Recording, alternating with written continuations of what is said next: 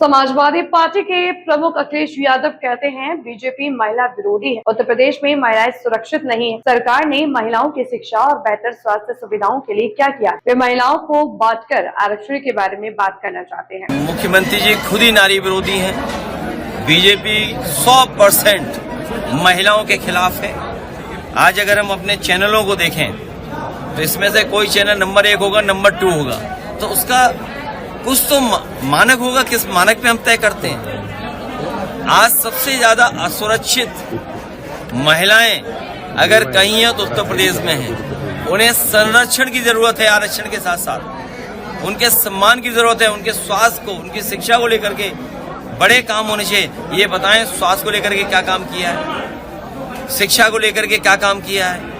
और फिर जब उन्हें आरक्षण मिलना चाहता था, आरक्षण से उन्हें हक अधिकार मिल जाता, तो बीजेपी के लोग क्यों भेदभाव करना चाहते हैं? जब आधी आबादी बोलते हैं तो आधी आबादी, ये बताएं कौन है आधी आबादी में? आधी आबादी में पूरी महिलाएं हैं। ये महिलाओं को भी बांट करके आरक्षण की बात करना चाहते हैं। कहा जा रहा बंगाल में SIR के बहाने बड़ी संख्या में वोट काटे गए हैं। वोट काटकर बीजेपी सत्ता में आने के प्रयास कर रही है।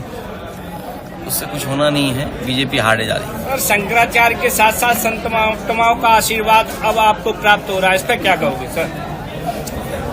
हमें तो न जाने कब से प्राप्त हो रहा है। तुम्हारी आंखें ही नहीं खुली थी। अगर आंखें खुली रहती तो शायद पहले से देख रहे होते। अच्छा, सरकार में अगर आप आते हैं तो भू माफियाओं के खिलाफ क्या कार्रवाई है? वो कार्रवाई होनी चाहिए जो न्याय में है, न्याय मिले जिससे। और ऐसे लोगों के खिलाफ जो न्याय का रास्ता है उसको अपना करके, भू माफिया कोई भी हो, कानून से बाहर नहीं हो सकता। सर, लखनऊ मेयर के द्वारा वहाँ पर आप कुछ नहीं कहेंगे। देखिए, गाजीपुर में एक बेटी विश्वकर्मा समाज की, उसको न्याय दिलाने के लिए, उसके दुख दर्द को समझने के लिए, उस परिवार से मिलने के लिए समाजवादी पार्टी का डेलीगेशन गया। लेकिन बीजेपी और पुलिस ने मिलकर के हमारे राम आसे विश्वकर्मा जी और तमाम समाजवादियों के साथ अपमान और अपमानित किया। अपमानित ही नहीं बल्कि बीजेपी के लोगों से पुलिस ने मिलकर के पत्थर चलवाए। क्या कोई कल्पना कर सकता है कि पुलिस और बीजेपी मिलकर के पत्थर चलाएगी? आजकल तो जमाना ऐसा, वीडियोस हैं, लेकिन सरकार उन पे कार्रवाई नहीं कर रही। जिसके पत्थर से पुलिस वाला एक ही पत्थर में गिर पड़ा था जमीन पर, वो बीजेपी के लोग जिन्होंने पत्थर छतों पे रखे थे, पत्थरों को आने से पहले इंतजाम करके रखा था, उन पे क्या कार्रवाई की सरकार ने?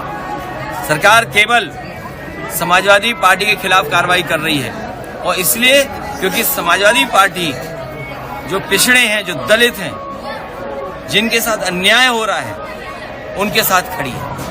भ्रष्टाचार बीजेपी सरकार में बड़े पैमाने पर बढ़ा हुआ है सर, हर विभाग में भ्रष्टाचार, इस पे क्या कहोगे?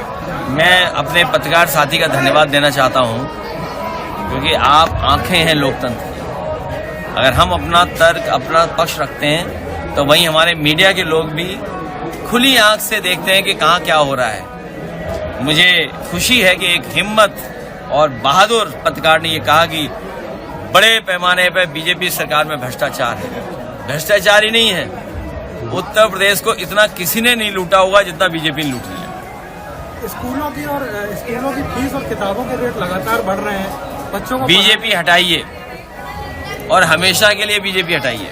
महाराष्ट्र में वीडियो सामने आया है जहाँ पे भाजपा के महिला मोर्चा के लोग प्रदर्शन कर रहे थे और वहाँ की लोकल महिलाओं को बहुत परेशान होना पड़ा। यहाँ जो महिलाएं उन्हें बुलाई थी, उन्हें पता ही नहीं था क्यों बुलाया था। और बीजेपी पूरा विपक्ष की प्रैक्टिस कर रही है, क्योंकि उन्हें पता है कल विपक्ष में आना है, और जब विपक्ष में आ जाएंगे हम तो धरना प्रदर्शन करना पड़ेगा।